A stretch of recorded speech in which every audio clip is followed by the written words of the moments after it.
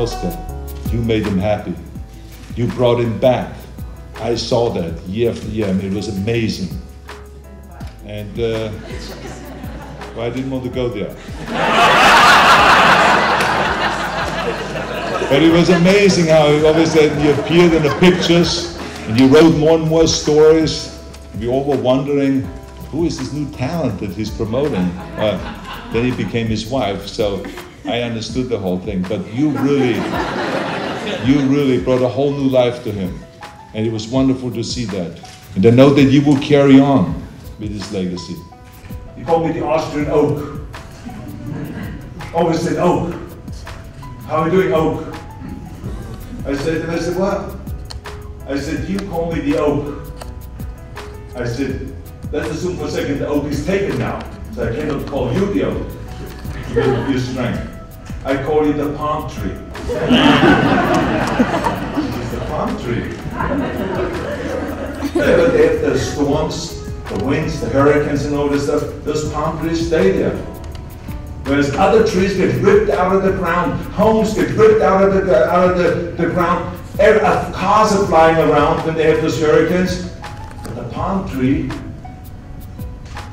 just bends. And he comes back. Never breaks.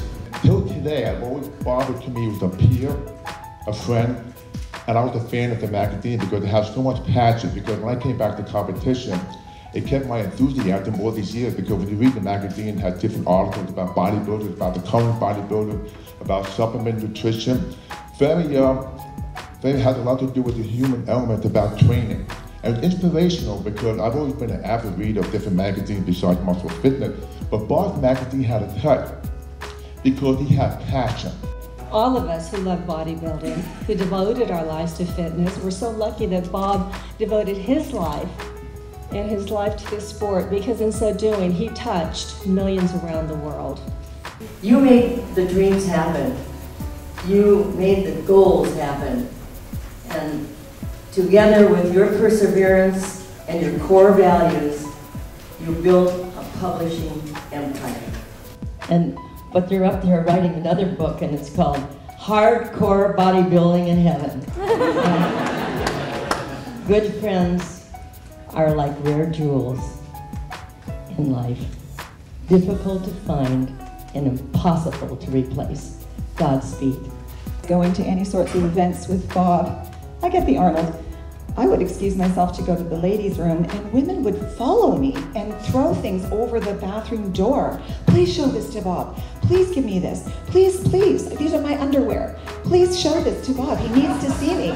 And it was because Bob had the power to take, like me, an ordinary housewife, and turn them into something spectacular.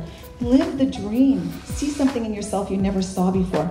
So I knew I was entering a very special place. But he never made it easy, and I always appreciated that in Robert. He didn't hand anybody anything, and I know there's a row of people sitting behind my family. Actually, I wouldn't mind if you all stood up, the team from Robert Kennedy Publishing, if you don't mind, and take it back. Thank you.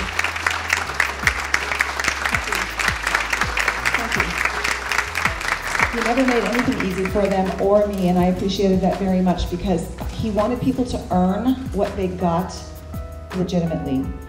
He didn't want to make anything seem glib or casual. I think we shot 10,000 photographs before we got the final butt shot. Robert Kennedy Publishing is here to stay. The magazines are going to be as enigmatic as they've always been. They're going to take center stage, and we're going to continue to harvest the fruit that Robert planted for us in a big, bold, and beautiful, colorful way.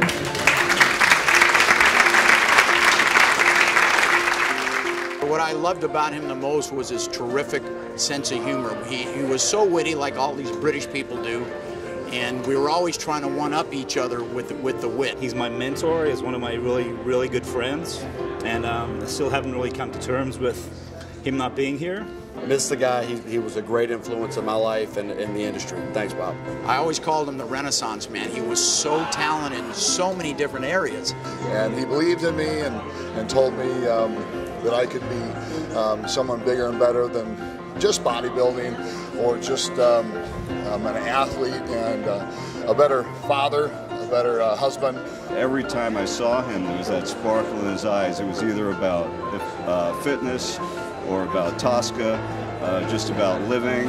I'm wearing this pink shirt today as a small tribute to Bob. When I say small, we all know Bob, you know, had a real flair for color and style, and he pulled it off like nobody else could. People would hear about his quirky character and they'd say this and that about him. He had these bright clothes on all the time, especially in the 90s.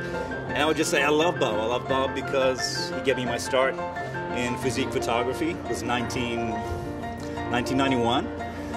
And I sent him a picture of a bodybuilder that I shot. He liked it and he started giving me jobs immediately. The guy was the greatest, and I'll miss him just like everybody else in the game will.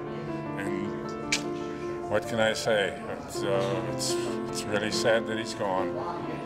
He was a great friend.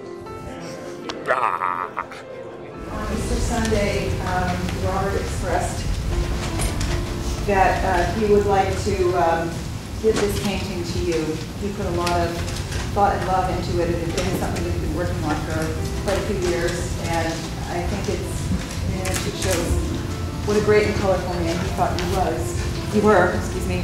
So this is a gift for you, and hopefully it'll sit in that beautiful office of yours the same way.